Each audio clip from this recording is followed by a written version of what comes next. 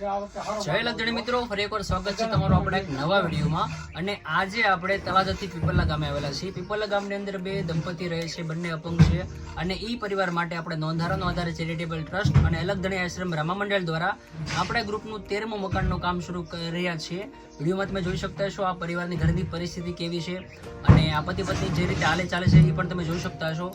અને પરિવારનું કહેવું એવું છે કે બાજુમાં એક નાળું છે અને નાળામાં ફૂલ પાણી ભરાઈ જાય છે, ત્યારે ઘરમાં આખું પાણીથી ભરાઈ જાય છે. માટે આ પરિવારનું મકાનનું કામ આપણે શરૂ કરી રહ્યા છીએ. અને વિડીયોમાં તમે જોઈ શકતા છો બેલાનું કામ પણ આપણે ઉતારવાનું શરૂ કરી દીધું છે. બાકી વિડીયોને છેલ્લે સુધી જોજો, કારણ કે તમને જે મકાનની આખી પ્રોસેસ છે સ્ટેપ બાય સ્ટેપ બતાવશું. બાકી વિડીયો પસંદ આવે તો લાઈક કરજો, ન હોય તો સબસ્ક્રાઈબ કરજો અને તમારા તમામ ગ્રુપમાં શેર કરજો. મળશું આગળના પાર્ટમાં. જય લગજણી મિત્રો, અત્યારે આપણે તળાજા તાલુકાના પીપલના ગામે આવ્યા છીએ અને પીપલના ગામની અંદર બે દંપતી રહે છે જે કે એકદમ વિકલાંગ છે. અને એ પરિવાર માટે અલગધણી આશ્રમ રામા મંડળ નોંધારાનો આધાર ચેરિટેબલ ટ્રસ્ટ એમના દ્વારા 13મું મકાન આપણા ગ્રુપ થકી 13મું મકાનનું કામ આપણે શરૂ કરી દીધું છે. અહીંયા જોઈ શકતા હશો કે આપણા મંડળના સભ્યો વિક્રમભાઈ અને તમામ સેવાભાવી મિત્રો દ્વારા આપણે મકાનનું કામ શરૂ કરી દીધું છે.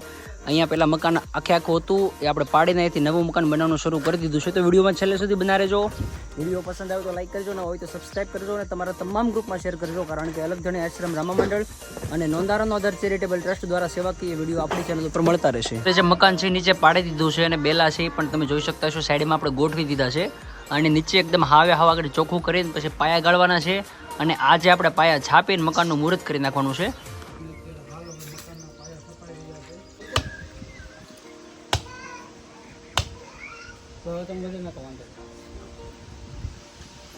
તો પીપલના ગામે જે દંપતીનું મકાન બની રહ્યું છે તમે જોઈ શકતા હશો કેટલું કામ થઈ ગયું છે. લગભગ 40 થી 50% કામ થઈ ગયું છે. હવે ફક્ત અહીંયા આગળની દિવાલ લગાડવાની છે, પ્લાસ્ટર કરવાની, પતરા લગાડવાનું અને લાદી લગાડવાની બાકી છે. બાકી લગભગ 3 થી 4 દિવસની અંદર આખા મકાનનું કામ પૂરું થઈ જશે. અમારા ફરદીનભાઈ, અશ્વિનભાઈ, યુવરાજભાઈ અને અમારા ગામવાળા ઘણા બધા અહીંયા સેવાભાઈ મિત્રો કામ કરે છે.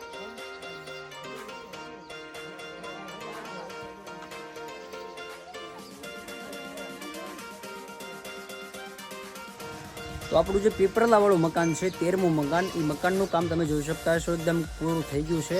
કારણ કે હવે આ મકાનની અંદર ફક્ત આપણે ઉપર પતરા લગાવવાના છે, પછી પ્લાસ્ટર કરવાનું છે અને નીચે આપણે લાદીનું કામ કરવાનું છે. અને આજે આપણે 3જો દિવસ છે અને આ મકાન એકદમ કમ્પ્લીટ થઈ ગયું છે. વિક્રમભાઈ અને આપણા ભાઈ વિક્રમભાઈ છે એ પતરા લઈને બીજી ગાડીમાં પાછળ આવે છે.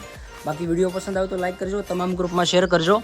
અને અલગધણી આશ્રમ રામા મંડળ અને નોંધારાનો આધાર ચેરિટેબલ ટ્રસ્ટ દ્વારા 13મા પરિવારનું મકાન આટલા સુધી પહોંચ્યું છે અને લગભગ 2 થી 3 દિવસની અંદર આ મકાનનું કામ એકદમ કમ્પ્લીટ થઈ જશે.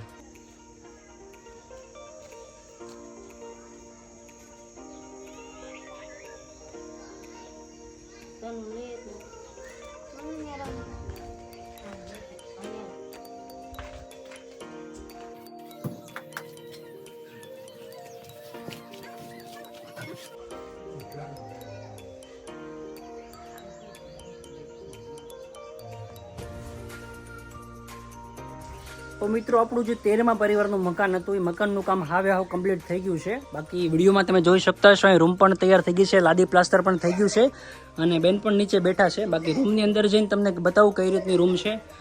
અને જો આ રીતે આપણે રૂમ બનાવી છે અને તાત્કાલિક ધોરણે બધી વસ્તુ આપણે અંદર મૂકવી પડી હતી, કેમ કે બાજુમાં જે નાળું છે એમાં ફૂલમ ફૂલ પાણી આવ્યું હતું, જેના લીધે આ પરિવારને રહેવાની વ્યવસ્થા નહોતી. એટલા માટે તાત્કાલિક બધું વસ્તુ અંદર મૂકીને આપણે આ પરિવારની બધી વસ્તુ આપણે અંદર મૂકી દીધી છે. બાકી મકાન તમને કેવું લાગ્યું કોમેન્ટમાં જરૂરથી જણાવજો.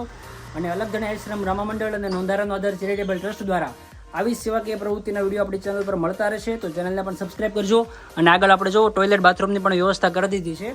બાકી વિડીયો ગેમ હોય તો લાઈક કરજો, ન હોય તો સબસ્ક્રાઈબ કરજો. અને આખું મકાન બનાવવાની જર્ની તમને કેવી લાગી એ પણ તમે કોમેન્ટમાં જરૂરથી જણાવજો. તો મળશું ફરી એકવાર નવા સેવાકીય પ્રવૃત્તિ સાથે. ત્યાં સુધી બાય બાય. અને બેન, આ મકાન તમને જે બન્યું છે કેવું લાગ્યું છે? ગેમું છે ને? પહેલા તમે કેવા મકાનમાં રહેતા હતા? ઝૂંપડું કરીને રહેતા ને અત્યારે લાદી પ્લાસ્ટર વાળું પાકું મકાન બની ગયું. તમે રાજી છો ને?